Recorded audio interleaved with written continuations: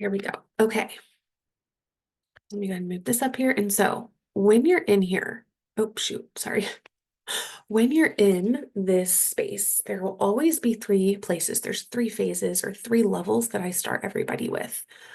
One is clear from the past, two, connect to the present, and three, co-create future experiences. You are always doing or always in one of these three places when you're coming into this program or any time in your life. But in the very beginning, when you have a spiritual awakening or you start to shift your question, starting to really just feel different in your life, like not like how you used to be, or when you start to really, you experience that ground, that shaking experience of something through loss or, whatever brought you here, you're going to go through these three things, right? So we're all going to clear from the past. The past, everyone has one. And it's all messy, right? And it usually is. We're living from the past, typically, when we're living from what we have experienced. And that's where a lot of the trauma and all, the conditioning, all of the things, you'll hear the word conditioning, you'll hear the word nervous system regulation, you'll hear all of these terms. I'm sure you've heard of them, but I wanted to break them down to what you actually do, because there's really only three things you actually do in each one of these phases. Number one, clearing from the past. There's three things you do. One, you slow down to hear. You slow down your life. You slow down your body. If you're really, really busy all the time, or you're living in the past, you're go, go, go, hustling, hustling, hustling, you can't hear anything. Nothing is going to be cleared, because all of our projections and filters that are going on, you just can't. So I want you to imagine right now, so if you are going really fast all the time, you have to slow down. Number one, all the time. Don't even pay attention to any others. If you feel like you are just really exhausted and burnt out and you're going, going, going, and you're on autopilot and you just are so confused, this is what you need to do. And I will give you some ideas of what to do for each one of these. So slow down so you can hear. Number two is to learn to go inward, learn how to go inward. When I first started this, I would do meditations and they'd always be like, go inward. And I'm like, I don't even know how to do that. So learning how to go inward, and what it means to go inward is to take our attention from outside of us into us, right? Into our body. And what this looks like is, we're going into what is our inner experience, our thoughts, our feelings, our sensations in our body. Um, what is happening for us? What are we feeling? And this is a integral part of, this is, you have to learn how to do this. It is a requirement.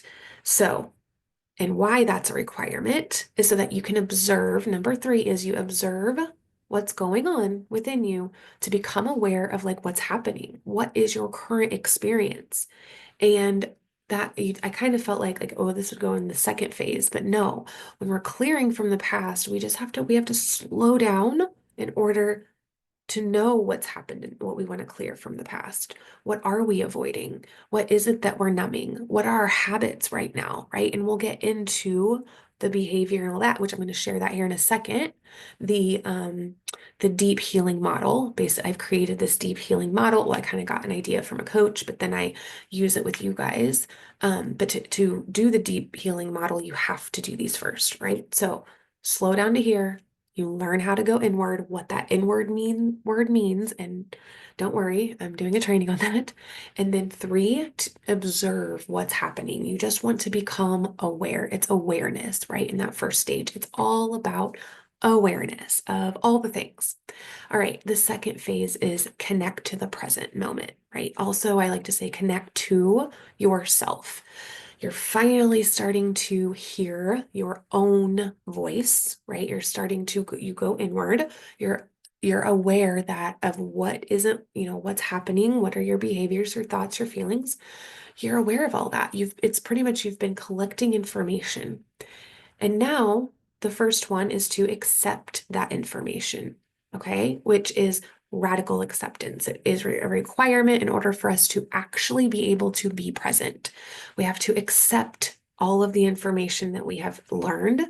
So, all, any memories that have come up through the process of slowing down, any the behaviors, the habits, the decisions we've made, and the responsibility now that we're stepping into of the results that we see in our life have been orchestrated by our energy and our decisions and our actions and how we have shown up in the world.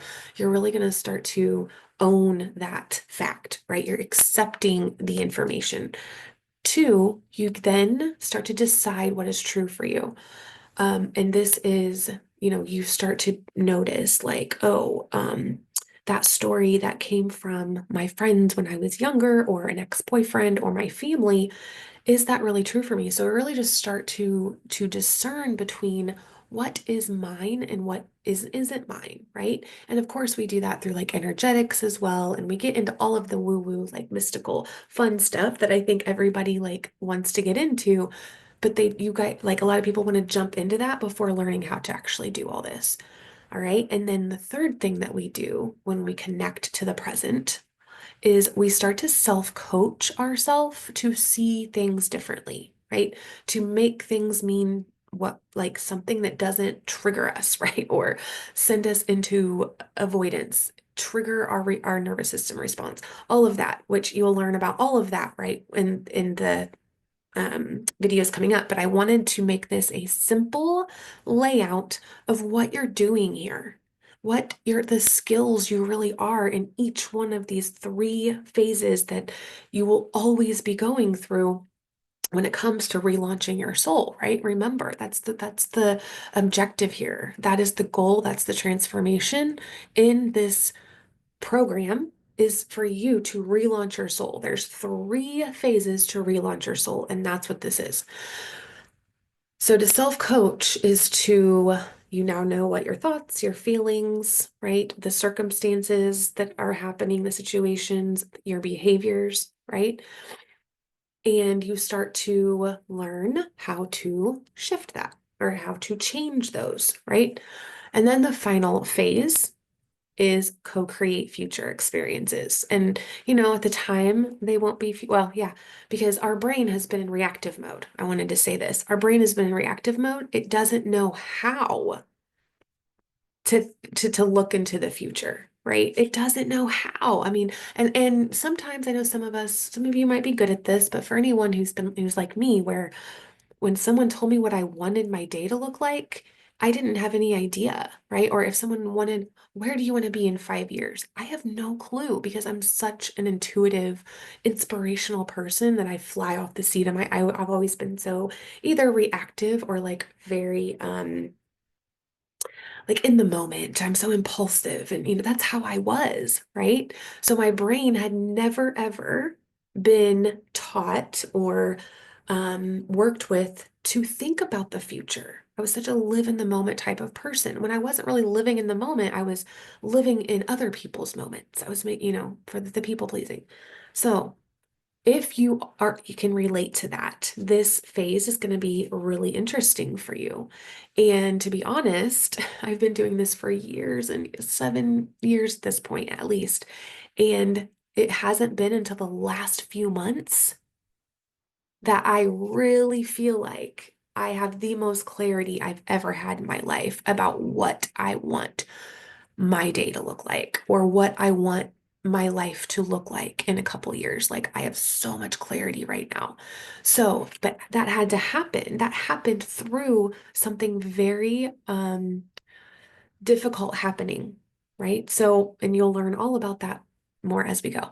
So, to co-create future experiences, number one, you have to align with love, which you will learn how to do that, but you're aligning with your truth, right? And when we connect to the present moment or connect to the self, that's where we really like in the second skill of deciding what is true, right? Then we align with that, right? And we set boundaries, and we really protect or support this new energy that we are existing in, that is in alignment with love, right? Connected to our higher self. We really do a lot of work around that, of knowing what it feels like to be in alignment, knowing what it feels like to be tapping into intuition, knowing what it feels like to be connected to the earth and to our higher self at the same time, using the chakras to do that, right? But also, and I might add that too, of like the brain, the neuroscience around co-creating and being able to create future experiences or manifestation, whatever you want to call it, because the number two is deciding what we want. Deciding what we want the future to look like, what we want things. And I've heard also from people over the years of like, I don't want to do that because like I want to make sure it's open for to shift. Yes, and we do that. But having an intention and a direction you want to go into is co-creating new experiences. And it's really not future experiences, it's new experiences, right? And then number three is showing up from that space, showing up from the space of alignment with love and conviction. Showing up from that space, that place of conviction and knowing what you want to experience. To create a new experience that you've never had before, you have to be someone you've never been before, right? And that's really what you are doing in the third phase is learning who is that person. I mean, in the second too, but into the third where you're really learning who you are in the second, and then going into the third phase is what does that person, your true self, what does she really want? But we go into the science of it too, and the spirituality, we have a lot of balance of that. So to do these three things um in order to heal, right? So the first phase is healing, right? Really clearing. You want to clear what no longer serves you, but you don't even know what doesn't serve you yet. That was another thing where I'm like, I don't even know what really serves me yet.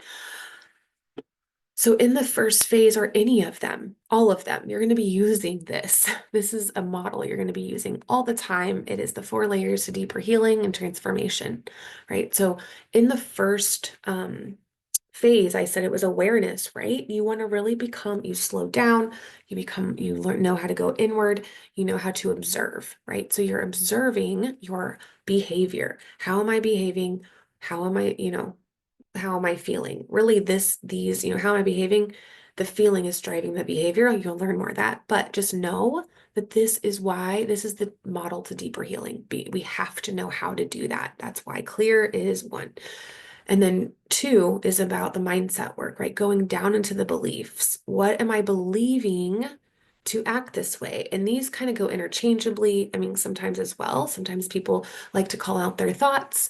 I do that now, but before I went through my feeling, right? You just want to know what's going on in my brain. What's going on? What story am I telling myself that's causing this for me and causing me to behave this way? And you'll learn more again, like I said, through all that. And then down here, the shadow, right? The capacity work, which I have not said that word yet, but in the second phase where we're connecting with the present, right? Or, connecting with our current life experience, right? If we're not able to do that, if we have a trauma, and I think I might actually do this in another one. I'm not gonna, hold on a minute.